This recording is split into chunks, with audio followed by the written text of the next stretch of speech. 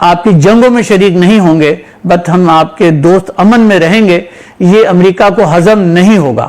میں یہ بتا دینا چاہتا ہوں کہ ہم امریکن پاکستان سے ایگزٹ نہیں کر سکتے۔ ہمیں پاکستان کی فوج پر نظر رکھنے کے لیے ضروری ہے کہ ہم پاکستان کے ساتھ انگیج کیے رکھیں۔ ڈینیل مارکے اپنی کتاب میں مزید لکھتا ہے کہ ہم نے آج سے 72 سال پہلے یہ فیصلہ کر لیا تھا کہ پاکستان کو ڈیولپ ہونے کی اجازت نہیں دی جا سکتی۔ بسم اللہ الرحمن الرحیم۔ محترم ناظرین کرام، آج آپ کی خدمت میں ایک اور کتاب ہے اس کے بارے میں بات کروں گا، No Exit from Pakistan by Daniel Marke. Daniel Marke is an American author who has worked on this book for about 25 years.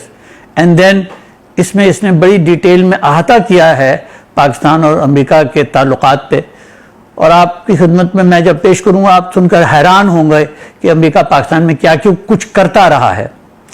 Daniel مارکی اپنی کتاب میں لکھتا ہے کہ امریکہ نے پاکستان پر کبھی اعتبار نہیں کیا۔ The Americans have never trusted the Pakistanis۔ اور اگلی بات وہ یہ کہتا ہے کہ ہم جتنے بھی اور جتنے زیادہ پیسے پاکستانیوں کو دیتے ہیں وہ اتنی ہی ہم سے زیادہ نفرت کرتے چلے جاتے ہیں۔ The more money we give to the Pakistanis, the more they hate us۔ اس بات کو اچھی طرح سمجھ لینے کے باوجود میں یہ بتا دینا چاہتا ہوں کہ ہم امریکن پاکستان سے ایگزٹ نہیں کر سکتے۔ وہ 3 وجوہات بتاتا ہے کہ جس کی وجہ سے امریکہ پاکستان کو نہیں چھوڑ سکتا۔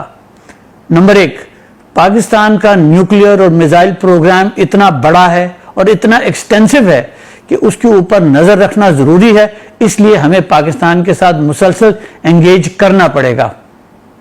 دوسری بات، پاکستان دنیا کا وہ واحد ملک ہے جس کا چین کی سول اور ملٹری اسٹیبلشمنٹ دونوں سے بہت گہرے تعلقات ہیں، تو چین پر نظر رکھنے کے لیے پاکستان کے ساتھ تعلقات رکھنا بہت اشد ضروری ہے۔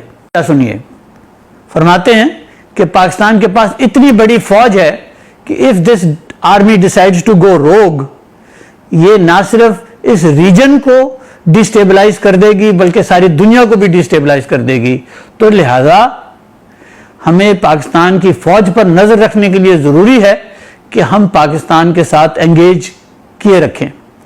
یہ تو 3 وجہ ہے پاکستان کے ساتھ تعلقات رکھنے کی۔ ڈینیل مارکے اپنی کتاب میں مزید لکھتا ہے کہ ہم نے آج سے 72 سال پہلے یہ فیصلہ کر لیا تھا کہ پاکستان کو ڈیولپ ہونے کی اجازت نہیں دی جا سکتی۔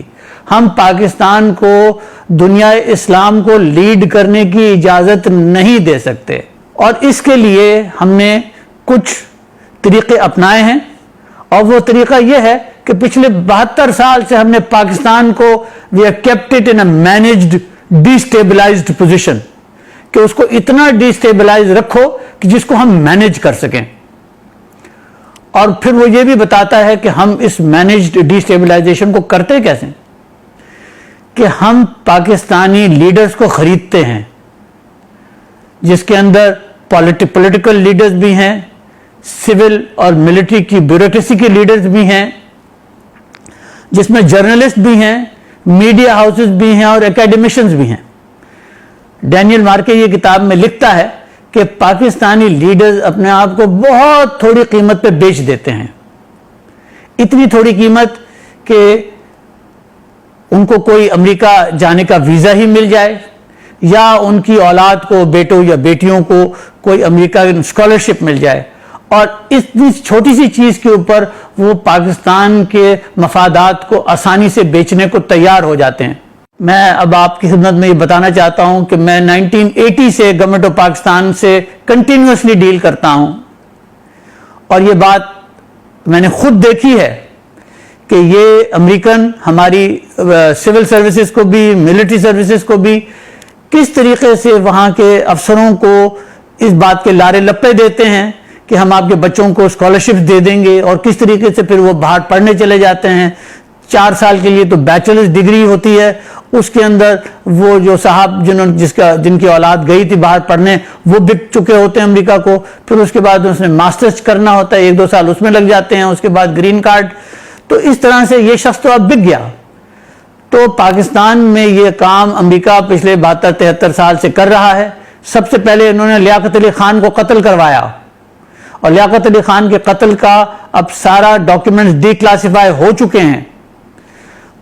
جو عمران خان صاحب جس راستے پہ اس وقت جا رہے ہیں، مجھے پرائم منسٹر صاحب کے بارے میں سخت، ان کی حفاظت کے بارے میں سخت تشویش ہے کہ امریکہ ان کو بھی شہید نہ کروا دے۔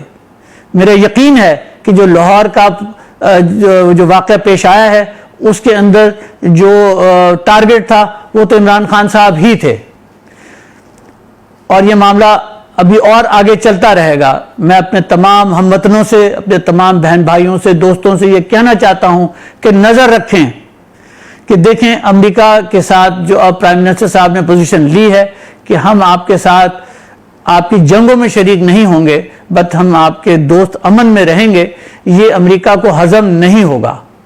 امریکہ کی پچھلے 100 سال کی تاریخ یہ بتاتی ہے کہ دنیا کے اگر کسی لیڈر نے امریکہ کی مرضی کے حساب سے کام نہیں کیا تو انہوں نے اس کو قتل کروایا ہے۔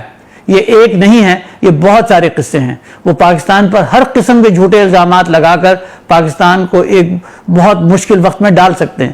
تو میرے بھائیوں، بہنوں، دوستوں، بزرگوں، یہ سمجھ لو کہ ہم سب کو کھڑا ہو کر پاکستان کے لیے کھڑا ہونا ہوگا اور حفاظت کرنی ہوگی، اور دیکھنا ہوگا کہ کن کے بچے باہر پڑھ رہے ہیں، اور وہ کن اسکالرشپس پہ گئے ہیں، اور وہ کن کن پوزیشن پہ پاکستان میں بیٹھے ہوئے ہیں۔ سول بھی ہیں، ملٹری بھی ہے، پولیس بھی ہے، رینجرز بھی ہے، بارڈر سیکیورٹی فورس، سب لوگ ہیں جن کے ساتھ امریکہ نے ان کو خریدا ہوا ہے۔ بہت شکریہ۔